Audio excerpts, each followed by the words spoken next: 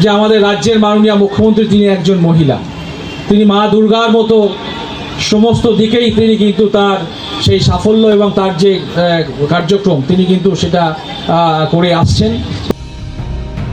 মা শারদার পর এবার মা দুর্গার সঙ্গে মুখ্যমন্ত্রীর তুলনা। তবে এবার শাসক দলের কোনো নেতা নয়, মমতার স্তুতি শোনা গেল পূর্ব বর্ধমানের জেলা শাসক বিধান রায়ের গলাতেই।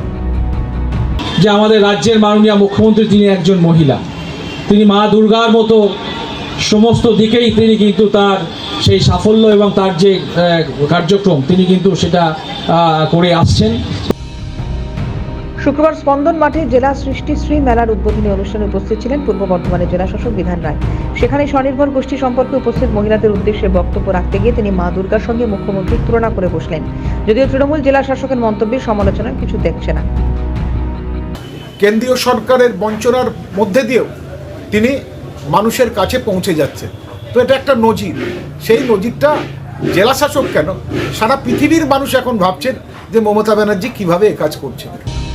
সরকারি মঞ্চে সরকারি আধিকারিক মুখ্যমন্ত্রীর স্তুতি করতে পারেন, প্রশ্নে কটাক্ষ বিরোধীদের।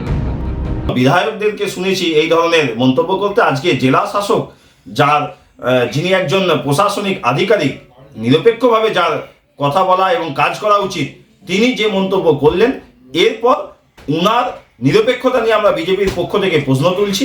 আগামী 1 মাস বাদ লোকসভা নির্বাচন, উনি নিরপেক্ষভাবে ভোট করতে পারবেন না। উনি তৃণমূলের হয়েই যে ভোট করবেন তা আজকে উনার মন্তব্য থেকে পরিষ্কার হয়েছে।